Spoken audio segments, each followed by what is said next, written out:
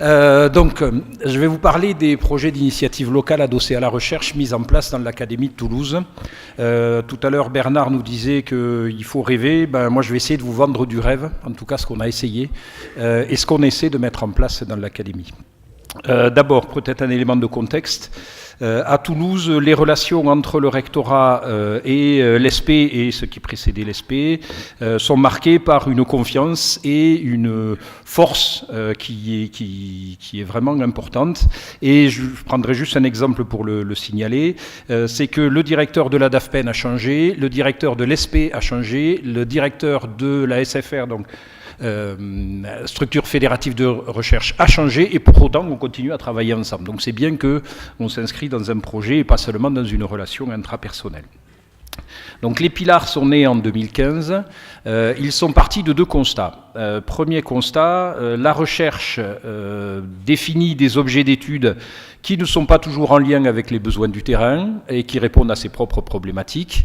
Deuxième face de ce premier constat, les enseignants, le milieu éducatif dans son ensemble est assez peu informé des résultats de la recherche.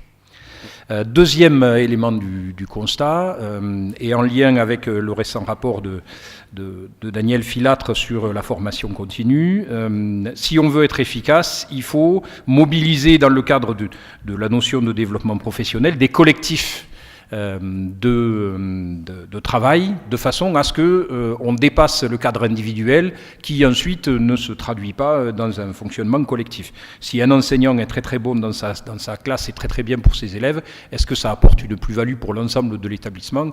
La question se pose, et c'est souvent une des difficultés de l'essaimage des formations. Donc, partant de ces constats-là, on a mis en place un dispositif, d'abord de façon expérimentale, puisqu'il a concerné un seul établissement autour de l'intégration du numérique dans la pédagogie, pour faire simple, construit de la façon suivante.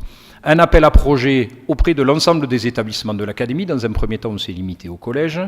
Des établissements qui répondent de façon collective à cet appel à projet, à partir de questions qu'ils se posent et sollicitant l'aide et l'éclairage de la recherche.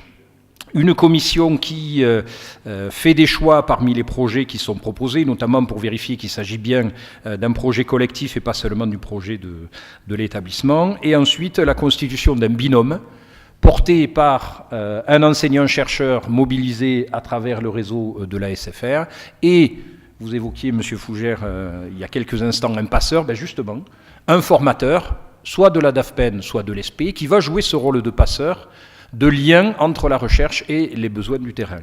Une fois que la question est posée, le binôme constitué de l'enseignant-chercheur et du formateur se rend dans l'établissement pour préciser les besoins de formation et monte un dispositif qui va être du cousu humain. C'est-à-dire que pour cette année, il y a 7 pilars mis en œuvre dans l'Académie de Toulouse. On a commencé à 1 la première année, 4 la deuxième, 7 cette année. Donc vous voyez que c'est une montée en charge qui est importante.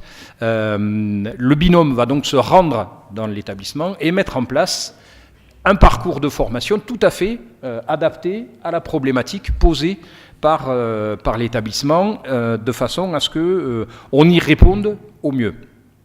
Concrètement, le cadre dans lequel ça se déploie, c'est 4 à 5 journées de formation annuelle entre janvier et octobre de l'année N, assurées par l'enseignant-chercheur et le formateur accompagnateur, basées essentiellement sur de l'analyse de pratique, de l'analyse réflexive de pratiques professionnelles qui vont venir être étayées par la méthodologie de la recherche et les apports scientifiques, évidemment, en fonction des besoins. À l'issue du pilar, donc au bout de ces 4 à 5 journées de formation, on va aussi mobiliser les outils numériques, notamment pour les apports d'informations. À l'issue de cette série de formations, donc de l'année de mise en œuvre du pilar, il y a la production d'un écrit professionnel à l'échelle de l'établissement et d'un écrit scientifique en lien avec l'enseignant-chercheur mobilisé. Tous les ans, l'Académie de Toulouse met en place une journée de l'innovation qui permet de mettre en valeur les différents projets qui ont été portés d'une année sur l'autre, mais aussi de les diffuser. Et par ailleurs, en année N+1, on met en place de façon systématique dans l'établissement qui a bénéficié d'un pilar, d'une formation d'initiative locale, de façon à reprendre les éléments qui ont été abordés et à faciliter leur essaimage à l'intérieur de l'établissement. Donc au bout de 3 ans, le constat qu'on peut faire, c'est d'abord que le dispositif fonctionne comme tel. Deuxièmement, qu'à l'intérieur des établissements, on est sur une mobilisation des équipes qui induit à minima une réflexion collective sur les problématiques qui ont été posées. Enfin, troisième élément, et ce n'est pas le moindre, ça facilite la définition de problématiques communes entre la structure de recherche et le rectorat, en dépassant cette césure initiale, et en tout cas qui, de mon point de vue, doit être dépassée, entre l'employeur d'un côté et l'université de l'autre. Je vous remercie de votre attention et j'ai tenu 5 minutes.